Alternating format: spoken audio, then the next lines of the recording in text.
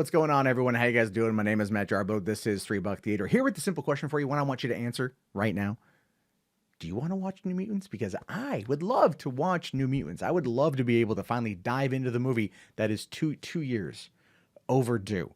2 years overdue. We were so close. It was supposed to launch just a couple days ago, last Friday to be specific. It was going to be a long 2-year wait. We were going to cozy up in the theater and finally experience Josh Boone's movie. And of course, a global pandemic came in and officially confirmed that New Mutants is the most cursed movie ever. I should do a whole video breakdown about how it is the most cursed movie ever, but still we know right now we're living that timeline. But apparently not all is lost, especially when we're talking about the future of New Mutants, especially considering the fact that the other day when Marvel announced the new release date for all of its films for the next couple years, there was something missing, and that was in fact New Mutants. Well, a lot of people were kind of curious about it, and they were asking the question, will it go to Hulu? Well, over here on MCU Cosmic, and I bring this up specifically because Jeremy Conrad wrote this article on April 3rd titled "The New Mutants Doesn't Have a Release Date and Probably Can't Go to Disney or Hulu." And in this article, he states that 8 years ago, 20th Century Fox and HBO struck a long-term deal for their movies to stream exclusively on HBO in the US until 2022. There are still 2 years to go on the deal, and that's why Dark Phoenix debuted on HBO last month as opposed to going to Disney Plus. That is true. That did happen. Yes, they have that deal. They have that deal. We know that they have that deal. But what we also know is that, Disney also had to kind of work around that when it came to Star Wars too. So over here on Bloomberg, this is from August 2nd, 2018. It says here, Disney is seeking the Star Wars rights back from TBS and TNT. And if you don't know about that deal, what that was that Lucas had sold the rights, the streaming rights, TV rights to Warner for $250 million back in 2012 before selling to Disney. And Disney wanted to make sure that they were able to get those shows, those movies onto Disney Plus by the time it launched. And guess what? They did. All 6 movies were in 4K Dolby Atmos, available November 12th or November 11th, whenever the service launched. It was there, which means that they were able to work a deal with TNT, which is also owned by Warner Media, to get back those rights for Disney Plus. So you're telling me that Warner Media is going to give a huge crap about New Mutants? Probably not. Probably not at all, because it makes no sense for them to give a crap about it. It's a movie that after X-Men Dark Phoenix came out and ultimately bombed, I don't think that it's doing gangbusters over there on HBO, even though that's where it's streaming right now. They're probably willing to give it away for just pennies on the dollar, or just give it away in general to finally be done with that franchise entirely, to focus more on the HBO Max service. But they could also want to stick it to Disney a little bit and hold on to that in order to force Disney's hand to release it theatrically, or to just release it on video, and then they would get the first dibs to it. But I don't think they're going to want to do that. I think they're going to want to play a little bit of ball. And I say that because Bob Iger today came out and he teased in this article on The Wrap. Bob Iger teases more theatrical releases may go directly to Disney Plus.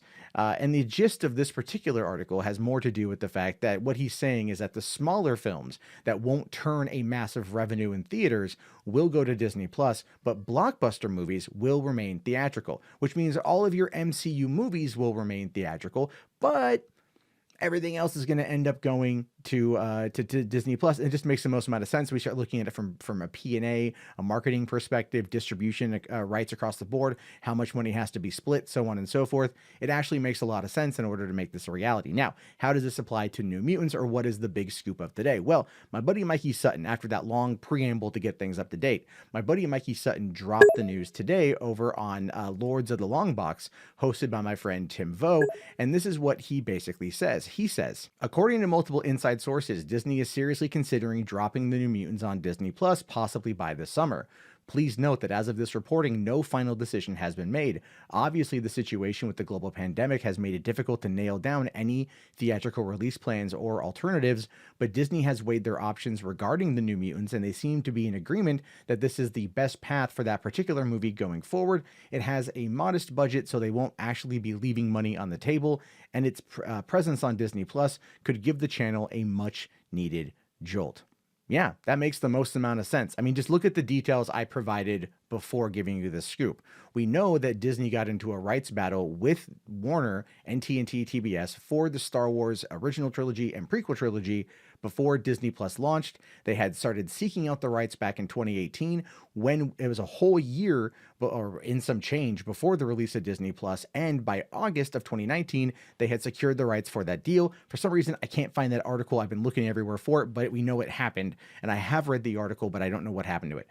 So we know that they've already fought for those rights, and that was about $237 million that was estimated to have be paid back to Warner's as a result of this. New Mutants is the last movie in this 10-year deal, and I'm pretty certain that it's not going to be that much money that they're going to have to pay off. So by taking that film that we know has been confirmed as PG-13, it's been MPAA rated as PG-13, they could easily put that on Disney Plus, and that would do really well as basically being the best way to bring all of the Fox X-Men movies into the fold. Now, my personal take on it is this: just dropping New Mutants is not going to be enough. If they're going to get all the rights back, that means that whole deal would be null and void. So they would then get the rights to 20 years of X-Men movies.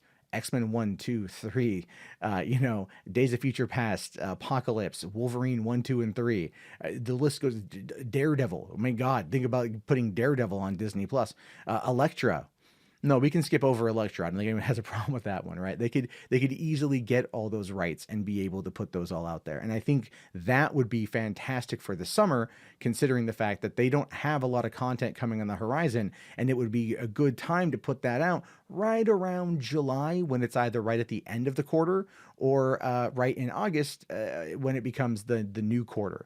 I think probably in July, in order to bolster subscriptions for the end of the month, in order to put more money in their pocket to look better to their shareholders.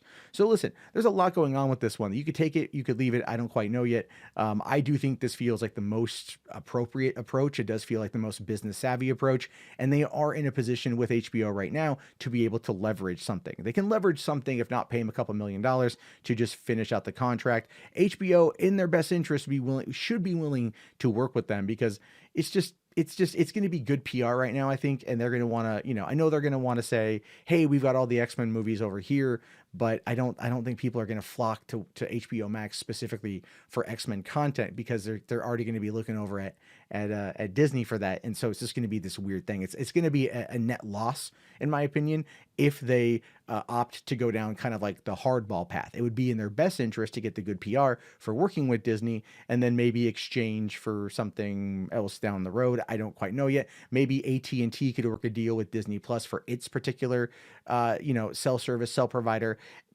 I don't know. I mean, like, Disney Plus and Verizon worked a deal. I'm sure Disney Plus and AT&T could work a deal, which would do well for both. Anyway, those are my thoughts on this one. I'm kind of curious to know what you guys have to say about it. Let me know down in the comments below. I look forward to your thoughts and your opinions. I will talk to you guys about this all later. Have yourself a great day. Thanks again to Mikey Sutton for giving me the heads up on the scoop, and peace the hell out.